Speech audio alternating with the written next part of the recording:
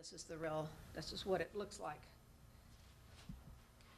So now let me talk about the management polarity of this, which I think would be interesting for you all, because I said earlier that the network is based upon trust. It's informal.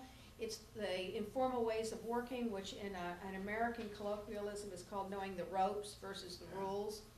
But one of the things I thought that it would be interesting for you to know, and it's a subtlety we don't often realize, is that when we first form trust, the most primordial ways in which we form trust, that limbic system, are based upon you look like me, you walk like me, you dress like me, you talk like me, you're one of us, you're a part of my network, which is based on a principle of homogeneity or like-seeking like. Now, we need to understand that because that's what first drives people to come together. And if you go down after drinks, for drinks at 5 o'clock, and you have one too many, you're going to discover that you're going to be having a conversation with someone that might look like you or think like you or walk and talk like you, might even share your same values, because we have natural honing devices in all of us that seek each other out that way. It's very interesting. So if you do not manage these networks, what happens is that they can form these tight clusters of similar others, which can, for all the wonderful things we hear about networks, some of these tight clusters can also undermine some of the policies of the command and control system. And they don't mean to, but they do.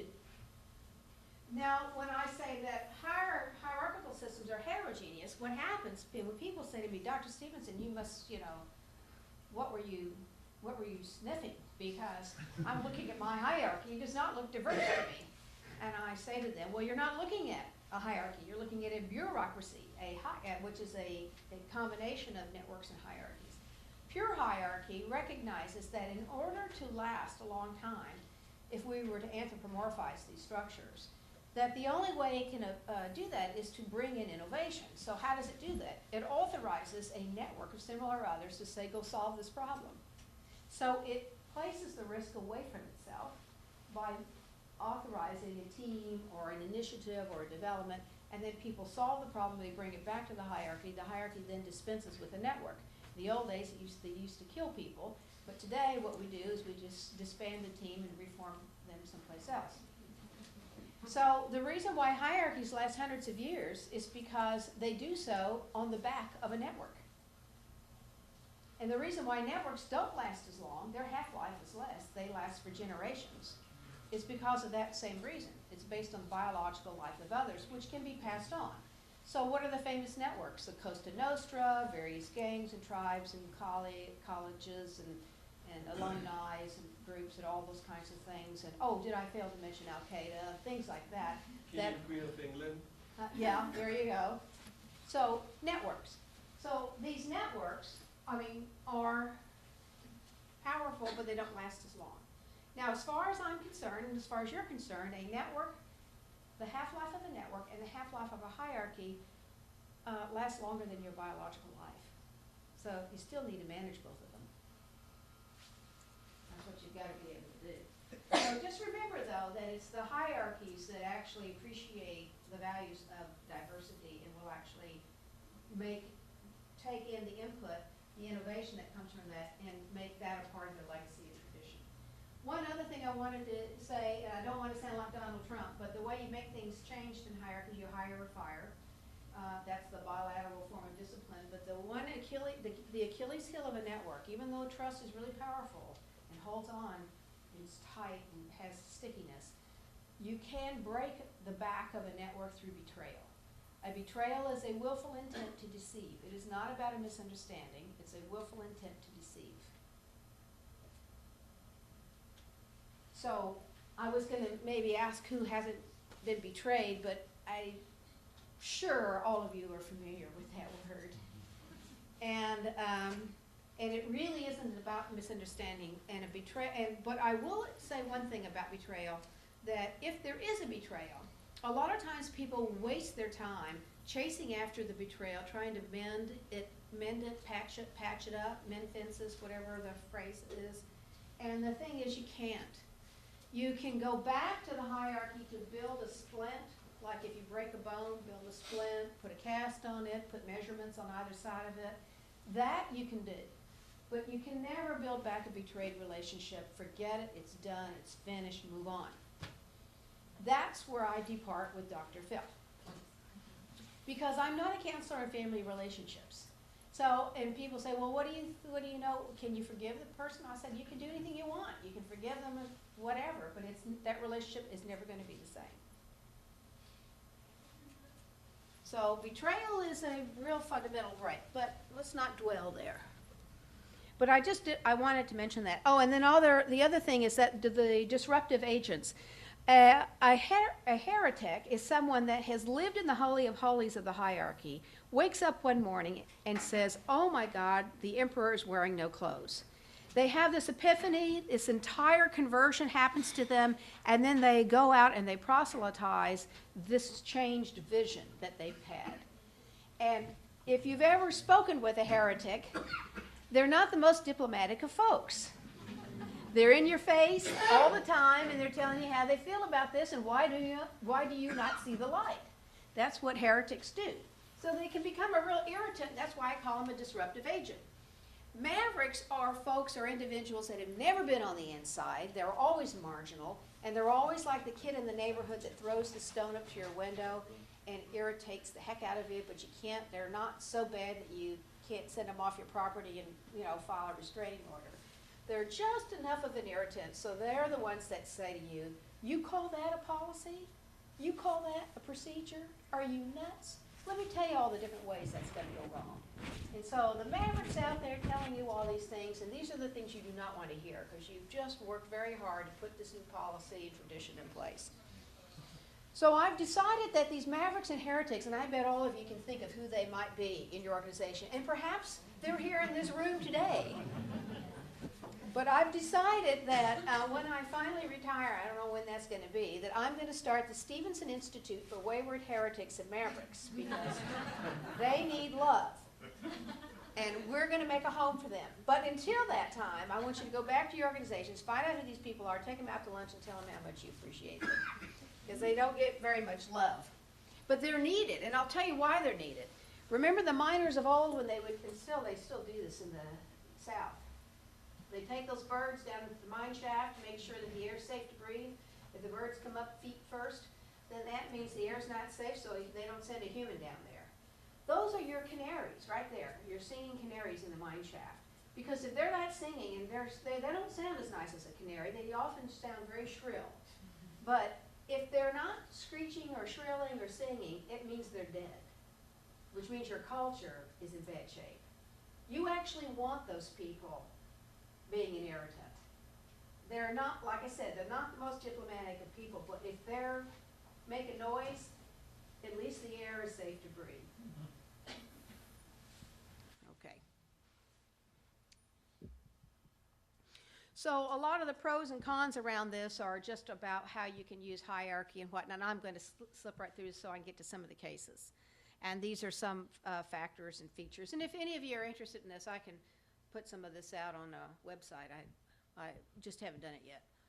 So now I want to talk about strata of trust. And this isn't the clearest of slides. And the reason it isn't is because I was trying to get the strata off of a site on a web where you could see the different layers of the earth. You can cut down through the earth and read the geologic history of the earth. You can cut down through an archaeological site and read the periods of occupation of the city. And in a way, you can cut through a culture and read the layers of knowledge. And they have a different tensile strength of trust that binds them together. For the last 150 to 200 years, well, actually, I haven't lived that long, but what I've done is I've looked at the early questions that were asked of the early explorers, and I created taxonomies and classification schemes around the questions that they asked of the indigenous peoples. And although this language is professionalized in our postmodern world, but if you look at the questions that are asked of people, how do you get things done? Who do you go to for trusted advice? Who do you go to for a new idea? Who do you go to solve, give me advice on how I can be a better person or be the next chief? all of those things have to do with looking into the future, which is strategy, sometimes decision-making, work, who do I hang out with and smoke my tobacco with. I was thinking of the Yanomamo who do a lot more than that. They foam at the mouth, but the kinds of leaves that they chew on, and innovation, expertise, and improvement career. But I just want you to look at these are different questions that I ask.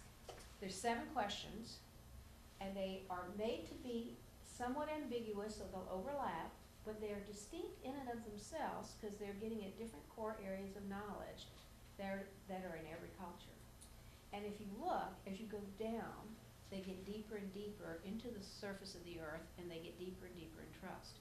When you ask someone about can you help me with thinking about how I can get ahead in the organization, or what do I need to do, are you going to ask just anybody about that? Or are you going to ask somebody that you really trust?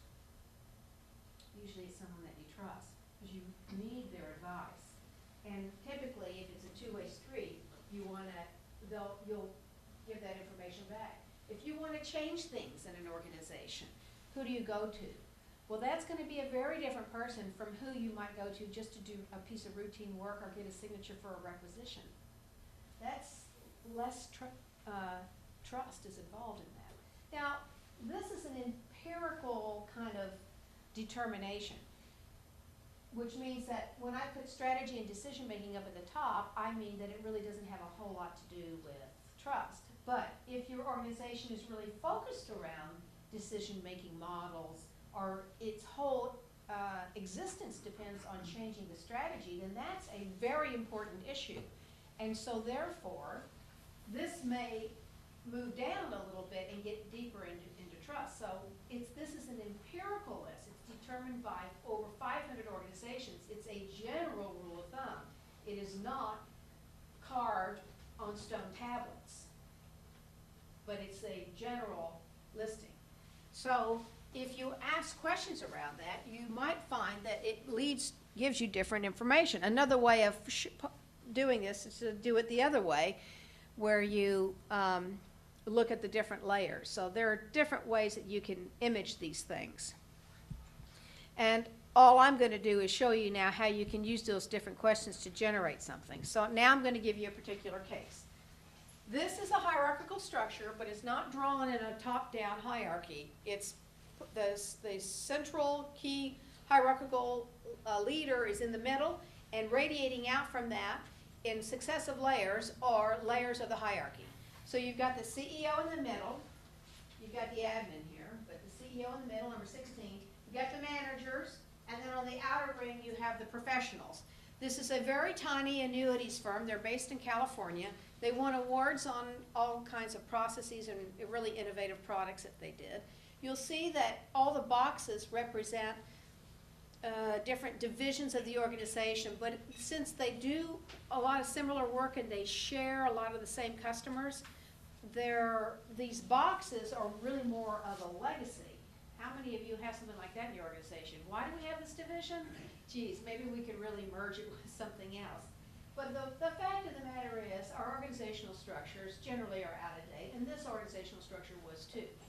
So when you see these boxes, don't think engineering versus marketing. They're not that distinct. They're actually quite similar. I will tell you that the reason why you have circles and squares is because the circles represent women and the squares represent men. This is data before the international symbols were used, and I haven't changed it because I'm a data nerd and I keep data just the way it is.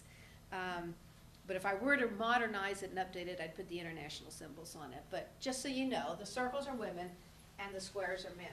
So now what I'm going to do is show you a work network. Now when you see this work network, you're going to notice that it looks very different from the hierarchy. That's point number 1. A network is very different from the hierarchy. We knew that intellectually, but now you're actually seeing raw data. The other thing that you're seeing, and you've noticed it no doubt, is that the thickness of the lines varies, which corresponds to a numerical value.